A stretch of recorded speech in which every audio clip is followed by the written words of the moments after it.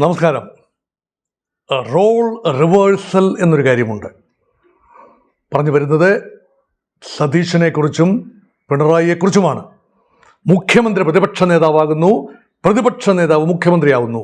സ്വാഭാവികമായി കേരള ജനത രണ്ടു പേരെയും തമ്മിൽ നല്ല താരതമ്യം ചെയ്യും, സ്റ്റൈലുകൾ താരതമ്യം ചെയ്യും, തീരുമാനങ്ങൾ താരതമ്യം ചെയ്യും, രീതികൾ താരതമ്യം ചെയ്യും, ആത്യന്തികമായ നയങ്ങൾ താരതമ്യം ചെയ്യും. നമുക്ക് അങ്ങനെ ഒരു താരതമ്യം മാത്രമല്ല ഇവിടെ നോക്കുന്നത്. ശ്രീ വി ഡി സതീശൻ പ്രതീക്ഷയോടുകൂടി തന്നെ മുഖ്യമന്ത്രിയായിരിക്കുന്നു. ആദ്യ ദിനം തന്നെ, അതായത് മുഖ്യമന്ത്രി പദത്തെ ഏറ്റെടുത്തിട്ടില്ല, ഇപ്പോൾ തീരുമാനം വന്ന് 24 മണിക്കൂറിനുള്ളിൽ തന്നെ സതീശൻ്റെ വായിൽ നിന്ന് വന്ന വർത്തമാനങ്ങൾ, നടത്തിയ നീക്കങ്ങൾ അത് അവലോകനം ചെയ്തുകൊണ്ട് വരാനിരിക്കുന്ന ശൈലിയെക്കുറിച്ച് ഒരു ആദ്യ പ്രൊജക്ഷൻ എന്ന നിലയിൽ ഈ വീഡിയോയെ നിങ്ങൾ കാണണമെന്ന് ദയവായി ഞാൻ ഓർമ്മിപ്പിക്കുന്നു. എന്താണ് ആദ്യ പ്രതികരണം? വളരെ സമചിത്തതയോടുകൂടി തന്നെ മാസാണ് സതീശൻ, സംശയമില്ല. Mass entry as an opposition leader, mass entry in to the electoral canvassing, mass entry in to the chief ministership. ഉദ്വേഗം നിലനിർത്തി അവസാനം ഹൈക്കമാൻഡിനെ കൊണ്ട് തൻ്റെ ക്ലെയിം അംഗീകരിപ്പിച്ച മഹാനുഭാവൻ. അംഗീകരിപ്പിച്ച എന്ന് പറയും. സ്വാഭാവികമായി ആണെങ്കിൽ ഹൈക്കമാൻഡ് രീതി അനുസരിച്ച് നിയമസഭാ സാമാജികരുടെ ഭൂരിപക്ഷവും പറയുന്ന ഒരാളെന്നല്ലാതെ അത് കെ സി വേണുഗോപാലാണ്. ഹൈക്കമാൻഡ് തന്നെയാണ് കെ സി വേണുഗോപാൽ. അതല്ലാതെ ഒരാളെ മുഖ്യമന്ത്രി പദത്തിലേക്ക് ഹൈക്കമാൻഡ് നിയോഗിക്കുമ്പോൾ സതീശന്റെ വലിപ്പം അവഗണിക്കാനാവാത്ത വലിപ്പമാണ്. അദ്ദേഹം കഠിനാധ്വാനം കൊണ്ട് നേടിയെടുത്തതാണ്. എക്കാലത്ത് ഞാൻ പറഞ്ഞിരുന്നു, സതീശന്റെ ഒരു ആരാധകനായതുകൊണ്ട് പറയുന്നതല്ല, പക്ഷേ നിഷ്പക്ഷമായി തന്നെ ഞാൻ നോക്കുമ്പോൾ പറഞ്ഞു, ഏറ്റവും അവകാശം, അർഹത, ന്യായം സതീശന് മുഖ്യമന്ത്രി പദം കൊടുക്കുന്നതാണെന്ന് പല വീഡിയോകളും ഞാൻ പറഞ്ഞതാണ്. അത് ഹൈക്കമാൻഡ് അംഗീകരിച്ചിരിക്കുന്നു. കോൺഗ്രസിന് നല്ല നാളുകൾ ആശംസിക്കുകയും ചെയ്യുന്നു. UDF ഒരു സ്റ്റേബിൾ ഗവൺമെന്റ് ആശംസിക്കുകയും ചെയ്തതിനു ശേഷം സതീശനെ ഒന്ന് അടുത്ത് കാണാൻ നോക്കുകയാണ്. നോക്കൂ, ആദ്യം വളരെ വിനയത്തോടു കൂടി തന്നെയാണ്, ഇത് ദൈവനിയോഗമാണ്, എന്നെ ഏൽപ്പിച്ച ഉത്തരവാദിത്വത്തിൻ്റെ വലിപ്പം ഞാൻ മനസ്സിലാക്കുന്നു. കൃത്യമായ പൊളിറ്റിക്കലി കറക്റ്റ് വാക്കുകൾ. ആരോടും പരിഭവം പറഞ്ഞിട്ടില്ല, ആരെക്കുറിച്ചും വേണ്ടാത്തത് പറഞ്ഞിട്ടില്ല. ജനം കേൾക്കാൻ ആഗ്രഹിച്ചത് തന്നെയാണ് പറഞ്ഞത്. അതനുസരിച്ചുള്ള സ്വീകരണമാണ് ഓരോ നിമിഷവും അദ്ദേഹത്തിന് കിട്ടിയത്. അദ്ദേഹം തിരുവനന്തപുരത്തേക്ക് വന്നിറങ്ങിയ ഒരു ഇറക്കം നോക്കൂ. ഏതാണ്ട് കഴക്കൂട്ടം കഴിഞ്ഞപ്പോഴാണ്, തിരുവനന്തപുരത്തേക്ക് യാത്രയിലായിരുന്നു അദ്ദേഹം, കാറിലായിരുന്നു. ആ വഴിയാണ് അവസാനം കന്റോൺമെന്റ് ഹൗസിലേക്ക് അദ്ദേഹം വന്നിറങ്ങിയത്.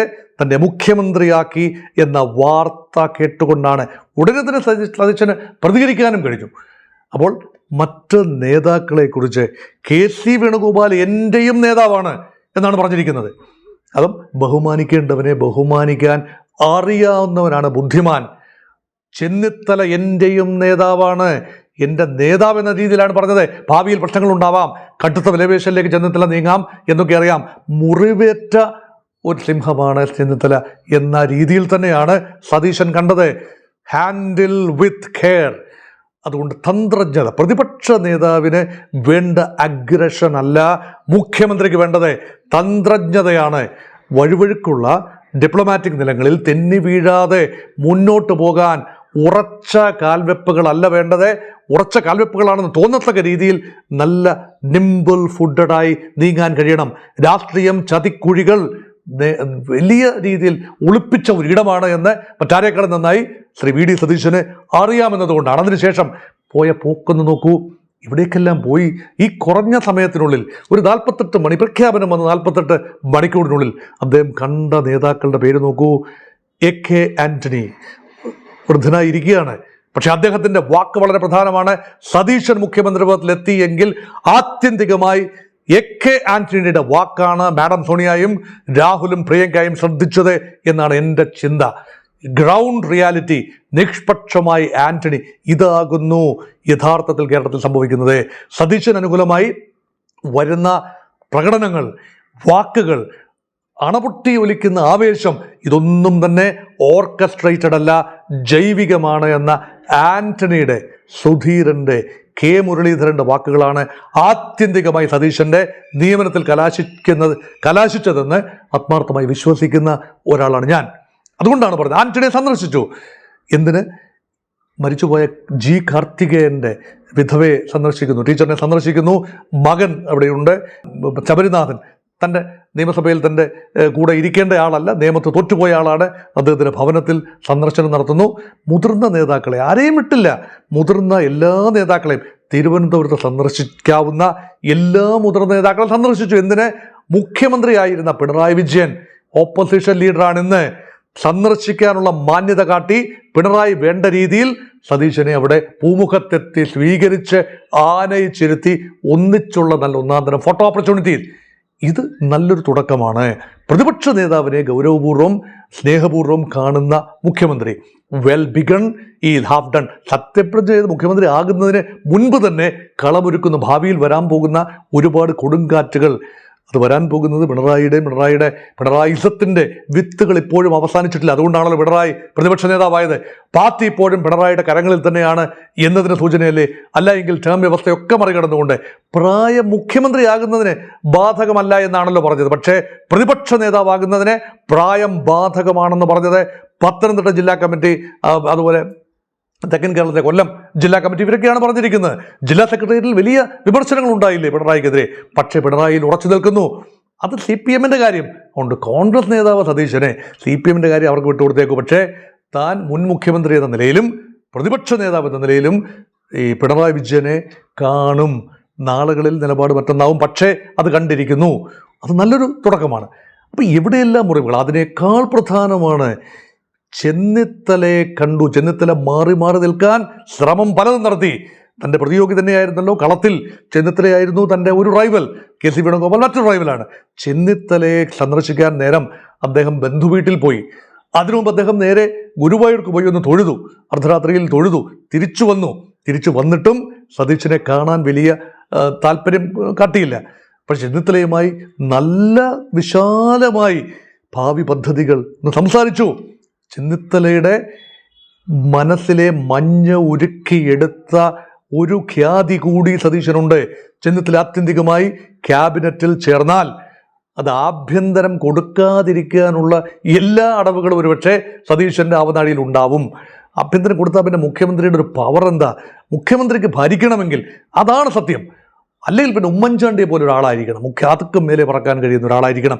സ്വാഭാവിക പിണറായി വിജയന് എത്ര ധൈര്യശാലിയാണെങ്കിലും ആഭ്യന്തരം മറ്റൊരാൾക്ക് വിട്ടുകൊടുക്കാൻ പിണറായി തയ്യാറായില്ലല്ലോ. അതുകൊണ്ട് പിണറായി തന്നെ രണ്ടാം സർക്കാരിൽ ആഭ്യന്തരത്തിന് ചുമതല വഹിച്ചു. VD സതീശൻ അത് ചെയ്യുക എന്നതാണ് യഥാർത്ഥത്തിൽ സതീശൻ ഉദ്ദേശിക്കുന്ന മാറ്റം കൊണ്ടുവരണമെങ്കിൽ, ഭരണത്തിന് ചുക്കാൻ പിടിക്കാൻ കഴിയണമെങ്കിൽ പോലീസിനെ, ക്രമസമാധാനത്തെ നിയന്ത്രിക്കുന്ന ശക്തരായ മുഖ്യമന്ത്രിയുടെ ഹോൾമാർക്ക് എന്താണ്? ക്രമസമാധാന നില ഭദ്രമായിരിക്കണം.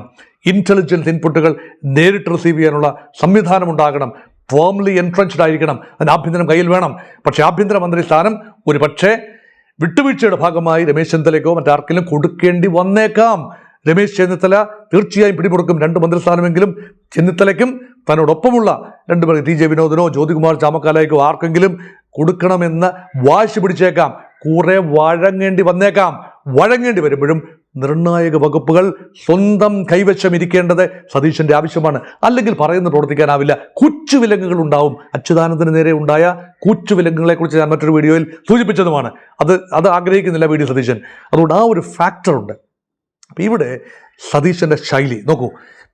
കാണേണ്ടവരെ കണ്ടു, വിട്ടുവീഴ്ച ചെയ്തു എന്ന പ്രതീതി ജനിപ്പിച്ചു, മഞ്ഞുരുകി എന്ന പ്രതീതി ഉണ്ടായി. പക്ഷേ സതീശൻ്റെ പ്രയോറിറ്റീസ് നന്നായി അറിയാം. ഇത്രയും വരെ എത്തിച്ചു നിർത്താൻ അറിയാമെങ്കിൽ അവിടെ ഇരുന്ന് ഭരിക്കാനും അറിയാം എന്ന് തെളിയിക്കാനുള്ള ഒരു വ്യഗ്രത വായിച്ചെടുക്കാൻ കഴിയുന്നുണ്ട് എനിക്ക്. അതുകൊണ്ട് ഞാൻ അത് പങ്കുവെച്ചു എന്നേ ഉള്ളൂ. അത് ഏർലി സൂചന മാത്രമാണ്. അത് വായിച്ചെടുക്കാൻ കഴിയുന്നുണ്ട്. നല്ലൊരു പ്രതിപക്ഷ നേതാവ്, നല്ല ഭരണാധികാരി ആയിക്കൊള്ളണമെന്നില്ല. പക്ഷേ ഒരു ഭരണാധികാരി എന്തായിരിക്കണം എന്നതും ധിഷണാശാലിയായ VD സതീശന് അറിയാമെന്നാണ് എൻ്റെ പക്ഷം. പക്ഷേ ഉയരാൻ പോകുന്ന വെല്ലുവിളികളെക്കുറിച്ച് ഞാൻ മറ്റൊരു വീഡിയോയിൽ പറഞ്ഞതുകൊണ്ട് ഞാനിപ്പോൾ അത് സൂചിപ്പിക്കുന്നില്ല. ഞാൻ ശൈലിയെക്കുറിച്ച് മാത്രമാണ്, സതീശൻ ശൈലിയെക്കുറിച്ച് മാത്രമാണ് പറഞ്ഞത്. നോക്കൂ, സുകുമാരൻ നായർ പ്രകോപനപരമായ രീതിയിലാണ് സംസാരിച്ചത്. വെള്ളാപ്പള്ളി നടേശൻ ഇനിയും പ്രകോപനങ്ങൾ സൃഷ്ടിച്ചുകൊണ്ടിരിക്കും. അത് അവഗണിക്കാനുള്ള ഒരു മാന്യത, അവഗണിക്കാനുള്ള ഒരു ഒരു എന്താ പറയുക, അതിനകത്തൊരു മാനസിക അവസ്ഥയാണ്. അവരൊക്കെ അതൊക്കെ പറയും, പ്രായമായ ആളുകളല്ലേ, അവരതൊക്കെ പറയും എന്ന രീതിയിൽ ഒരു കള്ള ചിരിയുമായി ഇതിനെയൊക്കെ നേരിടാൻ സതീശന് കഴിയുമെന്നാണ് എൻ്റെ ഒരു ചിന്ത. ഇതിനൊക്കെ മറുപടി പറയുമ്പോൾ വഷളാകും. മുഖ്യമന്ത്രിയാണ് മറുപടി പറയുന്നത്. മുഖ്യമന്ത്രി മറുപടി പറയുമ്പോൾ അത് വലിയൊരു ബുദ്ധിമുട്ടാകുമല്ലോ. അത് മറുപടി പറയാതിരിക്കാനുള്ള മാന്യത, അതിനുള്ള ഒരു സംയമനം, അതിനുള്ള ശാന്തത, പക്വത സതീശൻ ഉണ്ടാവട്ടെ എന്നുകൂടി ഞാൻ കരുതുകയാണ്. സതീശൻ്റെ ശൈലിയാണ്, വെറുപ്പിക്കുന്ന ഒരു ശൈലി കൂടി ഉണ്ടാവും സതീശന് എന്നാണല്ലോ കണക്ക്. എന്നാൽ പ്രതിപക്ഷ നേതാവ് എന്ന നിലയിൽ വിട്ടുവീഴ്ചയില്ലാത്ത നിലപാടുകളുള്ള ഒരാൾ എന്ന നിലയിൽ വെറുപ്പിച്ചില്ലേ ഒരാളെ പുറത്താക്കിയതിൽ? രാഹുൽ മാങ്കൂട്ടത്തിലിനെ പുറത്താക്കിയത് സതീശന്റെ ഒറ്റ നിലപാടാണ്, ബോധ്യങ്ങളാണ്. ആ വാക്കിന് പുതിയ തലം വരികയാണ് കേരളത്തിൽ. എൻ്റെ ചില ബോധ്യങ്ങളാണ്, അത് UDFന്റെ ബോധ്യമായി മാറ്റിയെടുക്കാൻ ഒറ്റയ്ക്ക് ശ്രമിച്ച ആളാണ് വി ഡി സതീശൻ. മറ്റാരെങ്കിലും ആയിരുന്നെങ്കിൽ, രമേശ് ചെന്നിത്തല ആയിരുന്നെങ്കിൽ വഴങ്ങുമായിരുന്നു, KC വേണുഗോപാൽ ആയിരുന്നെങ്കിൽ വഴങ്ങുമായിരുന്നു. CPM പോലും വഴങ്ങിയല്ലോ. പത്മകുമാറിനെ നിലനിർത്താൻ വേണ്ടി കാട്ടിയ വ്യഗ്രത വലിയ ആപത്തായി.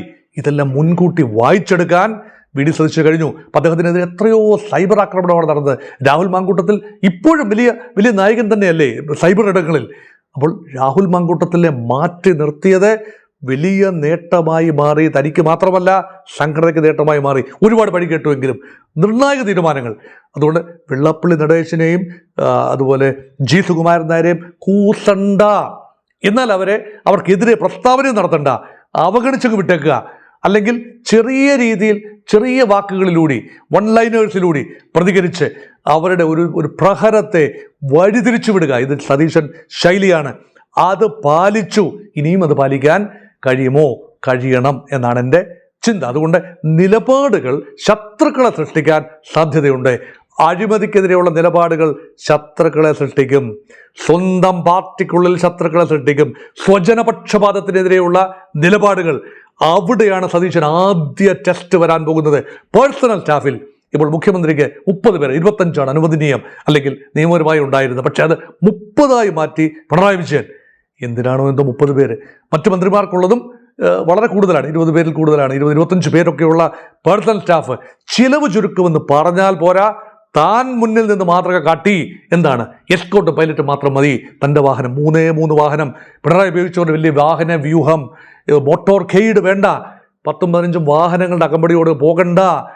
ജനങ്ങൾക്ക് സഞ്ചാര സ്വാതന്ത്ര്യം ഉണ്ടാവണം. ഒന്നാമത്തെ ഫോർമുലയാണ്, നല്ല ഗുഡ്വില്ലാണ് ഉണ്ടാക്കിയിരിക്കുന്നത്, ശൈലിയാണ്. തനിക്ക് ബോധിപ്പിക്കണം, താൻ നേതാവാണ്, ജനഹൃദയങ്ങളിലാണ് തൻ്റെ സ്ഥാനം. ജനം തെരുവിൽ തടഞ്ഞു വെക്കപ്പെടരുത്, തന്നെ കൊണ്ട് ചെയ്യാവുന്ന ഉപകാരമാണ്. ജനം അത് വളരെ നെഞ്ചേറ്റുന്ന ഒരു തീരുമാനമാണത്. അതോടൊപ്പം തന്നെ പേഴ്സണൽ സ്റ്റാഫിലെ എണ്ണത്തെ കുറച്ചു കൊണ്ടുവരാൻ പോകുമ്പോൾ പലരും പിണങ്ങും, ഘടകകക്ഷികൾ ഉൾപ്പെടെ വാളോങ്ങി നിൽക്കും. സാധിക്കുമോ? അത് സാധിച്ചാൽ കർക്കശക്കാരനായ ഒരു മുഖ്യമന്ത്രി എന്ന പേരെടുക്കും. പിണറായി വിജയൻ്റെ കോൺഗ്രസിലെ പ്രതിരൂപമായി അക്കാര്യത്തിലൊക്കെ മാറും. പിണറായി അക്കാര്യത്തിലൊന്നും സംയമനം പാലിച്ചില്ല, മറ്റു കാര്യത്തിൽ ചില ചാട്ടവാറെടുത്തു. അത് ഓർമ്മിപ്പിക്കുന്ന രീതിയിൽ ഒരു പിണറായി സ്റ്റൈൽ ഉണ്ടാവുമോ? ചില കാർക്കശ്യങ്ങൾ ഉണ്ടാവുമോ? ഉണ്ടാവുമെന്നാണ്. ആ കാർക്കശ്യം പാർട്ടിയിലെ പലരെയും വെറുപ്പിക്കും. പക്ഷെ ജനങ്ങളുടെ മുമ്പിൽ അച്യുതാനന്ദനുണ്ടായതുപോലെയുള്ള ഒരു ഇതിഹാസ നായകൻ്റെ പരിവേഷം ഉണ്ടാകും. ചില എൻവയോൺമെൻറ്റൽ പോരാട്ടം ഏറ്റെടുക്കുമെന്ന് തന്നെയാണ് ഞാൻ കരുതുന്നത്. അതുപോലെ തന്നെ അദ്ദേഹം ഒരു ഹരിത MLA ആയിരുന്നല്ലോ മുൻപ്. ഈ വി ഡി സതീശനും അതുപോലെ കൂടെ നിന്ന ചിലരും ചേർന്നാണല്ലോ ഹരിത MLA മാർ എന്നൊരു 10 വർഷം മുൻപ് നമ്മൾ പറഞ്ഞിരുന്നല്ലോ. സമാനമായ രീതിയിൽ ചില പോരാട്ടങ്ങൾ, മണ്ണ് അല്ലെങ്കിൽ ജലം, കാട്, അവിടൊക്കെ നടക്കുന്ന അതിക്രമങ്ങൾക്കെതിരെ ചില അജണ്ട സൃഷ്ടിച്ചുകൊണ്ട് ജനകീയ പ്രതിരോധം, ജനകീയ പോരാട്ടം നടത്താൻ പാർട്ടി എതിരായി വന്നാലും, MLA-മാരിൽ ചിലരെതിരായി വന്നാലും, സംഘടനകളെതിരായി വന്നാലും ജനങ്ങളെ കൂടെ നിർത്താൻ കഴിഞ്ഞതാണ് സതീശൻ്റെ ഇതുവരെയുള്ള വിജയം. നാളുകളിലും അത് ആവർത്തിക്കും എന്നാണ് സതീശൻ ശൈലിയിലൂടെ ഞാൻ ഉദ്ദേശിക്കുന്നത്. അത് മാത്രമല്ല, വിടുവാ പറയരുത് എന്നതുകൊണ്ട് 5 ഗ്യാരണ്ടികൾ, ഇന്ദിരാ ഗ്യാരണ്ടികളിൽ ഒരെണ്ണമെങ്കിലും നടത്തി. 1-ാം ക്യാബിനറ്റിൽ, പിണറായിക്ക് ശേഷം വരുന്ന 1-ാം ക്യാബിനറ്റാണ്, സതീശൻ 1-ാം ക്യാബിനറ്റാണ്. ആ ക്യാബിനറ്റിൽ ഇന്ദിരാ ഗ്യാരണ്ടിയുടെ ഒരു കാര്യമെങ്കിലും അർഹരായ സ്ത്രീകൾക്ക് ബസ്സിൽ സഞ്ചരിക്കാനുള്ള സൗജന്യ യാത്ര അത് ഉറപ്പാക്കുന്ന ഒരു പ്രഖ്യാപനം പ്രതീക്ഷിക്കുന്നുണ്ട്. ന്യായമായും 1000 രൂപ കുട്ടികൾക്ക്, അത് മറ്റൊരു ഗ്യാരണ്ടിയാണ്. 25 ലക്ഷം രൂപയുടെ ഒരു ഇൻഷുറൻസ് സ്കീം ഉമ്മൻചാണ്ടിയുടെ പേരിലുള്ളത്. അതുപോലെ മറ്റ് ലോൺ 5 ലക്ഷം രൂപയുടെ ലോൺ തൊഴിൽ തുടങ്ങാൻ, ഇതൊക്കെ കാലക്രമത്തിൽ അനുവദിക്കുകയും ക്ഷേമ പെൻഷൻ 3000 രൂപ ഇപ്പോൾ 2000-ൽ നിന്നും ഒറ്റയടിക്ക് 3000 ആക്കുമെന്നൊന്നും ഞാൻ കരുതുന്നില്ല. അതാരും പ്രതീക്ഷിക്കുന്നതുമില്ല. ഒരുപക്ഷെ ഒരു ടോക്കൺ റൈസ് കൊണ്ടുവരികയും ചെയ്താൽ ആദ്യ മന്ത്രിസഭാ യോഗം ഉഷാറാവും. അത് ചെയ്യുമെന്ന് തന്നെയാണ് പ്രതീക്ഷ. അല്ല എങ്കിൽ ആദ്യം തന്നെ സതീശൻ പ്രതിരോധത്തിൽ പോകേണ്ടി വരും. ഇ ഡി സതീശൻ അത് ആഗ്രഹിക്കുന്നില്ല. സോ ലോഞ്ച് എന്ന് പറയുന്നത് വളരെ പ്രതീക്ഷയോടുകൂടി നിൽക്കുന്നു. അതാണ് സതീശൻ ശൈലി.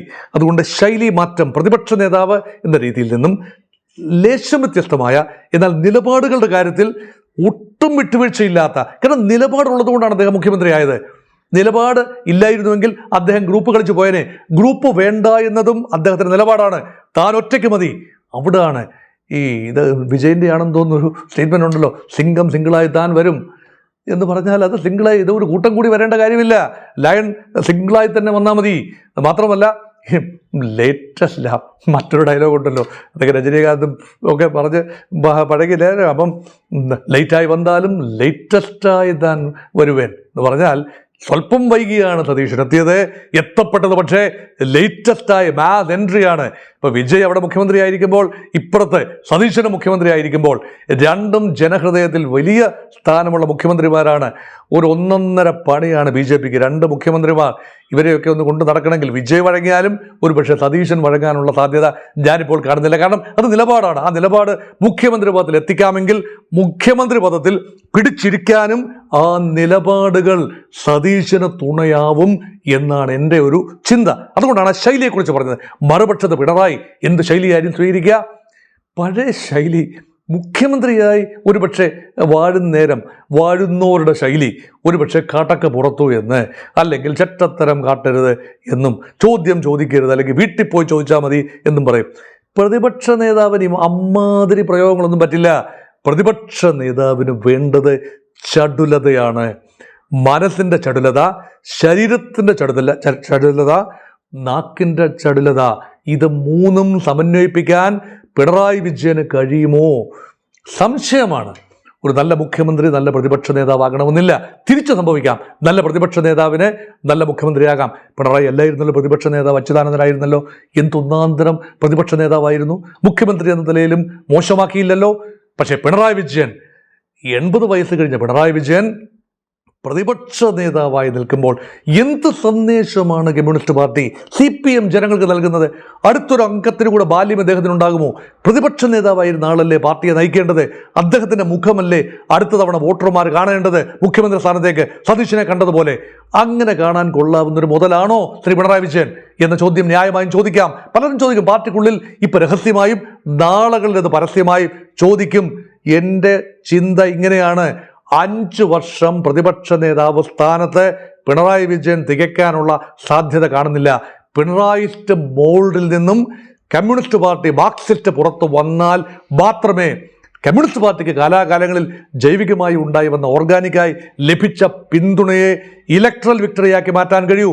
അല്ലെങ്കിൽ ഭൂതകാലം ഹോണ്ട് ചെയ്യും നിശ്ചയം. ശൈലി മാറ്റമൊന്നും പിണറായിക്ക് പറ്റില്ല, ഒരു രീതിയിലും പറ്റില്ല. ഈ കാർക്കശ്യം നിറഞ്ഞ നിലപാടുകൾ സ്വന്തം പാർട്ടിക്കാരെ, ഭരണത്തിലിരിക്കുമ്പോൾ പാർട്ടിക്കാരെ കൊണ്ടു നടക്കാൻ എളുപ്പമാണ്. തസ്തികൾ കൊടുത്താൽ മതി, സ്വജനപക്ഷപാതം മതി, വീരാരാധന ഒരുപാടുണ്ടാകും. ഈ പാണന്മാർ പാടി നടക്കും പിണറായിയുടെ വീരഗാഥകൾ. ഈ തെയ്യത്തിൻ്റെ രൂപത്തിലും തിറയുടെ രൂപത്തിലും കഥകളിയുടെ രൂപത്തിലും, അല്ല എങ്കിൽ മറ്റ് വാഴ്ത്തുപാട്ടുകളുടെ രൂപത്തിലും തിരുവാതിര കളിയുടെ രൂപത്തിലും ഒക്കെ തന്നെ ഉണ്ടാവും. തിരുവാതിര കളിക്കാവുന്ന ഒരു ശൈലിയിലല്ല പ്രതിപക്ഷ നേതാവ് നിൽക്കുന്നത്. അവിടെ വാഴ്ത്തുപാട്ടുകൾക്ക് വലിയ സ്ഥാനമില്ല. അവിടെ ജനം കമ്പയർ ചെയ്യുന്നത് ഉഗ്രപ്രതാപിയായിരുന്ന VD സതീശനോടൊപ്പം നിൽക്കാൻ പിണറായി വിജയന്, പ്രതിപക്ഷ നേതാവായിരുന്ന VD സതീശൻ വേഴ്സസ് പ്രതിപക്ഷ നേതാവായ ശ്രീ പിണറായി വിജയൻ എന്ന രീതിയിൽ ഒരു കമ്പാരിസൺ വരുമ്പോൾ ശ്രീ പിണറായി വിജയൻ എവിടെ നിൽക്കും? നിഷ്പക്ഷമായി ചിന്തിച്ചു നോക്കൂ. കമ്മ്യൂണിസ്റ്റ് പാർട്ടിയെ സ്നേഹിക്കുന്നവർ പോലും പിണറായി വിജയൻ പ്രതിപക്ഷ നേതാവായി 5 വർഷം തുടരണമെന്ന് ആഗ്രഹിക്കില്ല. There is a total contrast. മുഖ്യമന്ത്രി ജനകീയൻ, മുഖ്യമന്ത്രി വീരനായകൻ, മുഖ്യമന്ത്രി ജനകീയ പ്രഖ്യാപനങ്ങളുമായി, സന്ധിയില്ലാ നിലപാടുകളുമായി, ഇനി വേണ്ടി വന്നാൽ അംഗം വെട്ടാൻ തന്നെ, അത് സതീശൻ ശൈലിയിൽ അംഗം വെട്ടാൻ തന്നെ തയ്യാറായി ജനങ്ങളെ കൂടെ നിർത്തി ഒരു പോക്ക് അങ്ങോട്ട് പോയാൽ പ്രതിപക്ഷ നേതാവ് സ്വയം ഡിഫെൻഡ് ചെയ്യാൻ മാത്രം ശ്രമിക്കേണ്ട അവസ്ഥ വന്നാൽ ഇപ്പോൾ തന്നെ ദുർബലം അല്ലേ?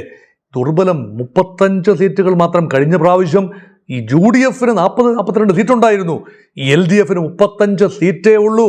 അവിടെ എങ്ങനെയാണ് ഒരു ക്രിയാത്മക പ്രതിപക്ഷമായി പെരുമാറാൻ കഴിയുക? വലിയ ബുദ്ധിമുട്ടാണ്. കഴിഞ്ഞ തവണ പ്രതിപക്ഷമായി ഇരുന്നപ്പോൾ ശിവൻകുട്ടിയുടെ ശിവതാണ്ഡവമൊക്കെ കണ്ടു ബെഞ്ചിൻ്റെ മുകളിലൂടി, മാണി സാറിൻ്റെ ബഡ്ജറ്റ് അവതരണ വേളയിലൊക്കെ. അതുപോലെ ഒരു കസരത്ത് കാണിക്കണമെങ്കിൽ അന്ന് 10-62 മെമ്പർമാരുണ്ടായിരുന്നു ഇടതുപക്ഷത്ത്. ഇപ്പോഴത് 35 ഉള്ളൂ. അത് വെച്ച സഭയ്ക്കുള്ളിൽ കൊടുങ്കാറ്റാകാനൊക്കെ കഴിയും. പക്ഷേ എത്രത്തോളം ശ്രദ്ധിക്കപ്പെടുമെന്നത് വളരെ വളരെ സംശയകരമാണ്. അതുകൊണ്ട് Pinarayi Vijayan opposition leader versus the chief minister designate mister V D Satheesan, അതൊരു ആംഗിൾ. അതുപോലെ V D Satheesan the opposition leader versus V D Satheesan the chief minister, അത് മറ്റൊരു angle. Pinarayi Vijayan the chief minister versus Pinarayi Vijayan the opposition leader. ഈ 3 തലങ്ങളിൽ നിന്നുകൊണ്ടുള്ള ഒരു ചെറിയ സംസാരം മാത്രമായിരുന്നു, ഒരു ചെറിയ അനാലിസിസ് മാത്രമായിരുന്നു ഇത്. നാളെ കാണാൻ പോകുന്ന ഒരു ശൈലിയുടെ ആദ്യ ചിത്രം, ഞാൻ കണ്ട ചിത്രം സ്നേഹമുള്ള പ്രേക്ഷകരോട്, പ്രിയപ്പെട്ട പ്രേക്ഷകരുമായി ഞാൻ പങ്കുവച്ചു എന്നു മാത്രം. Thank you.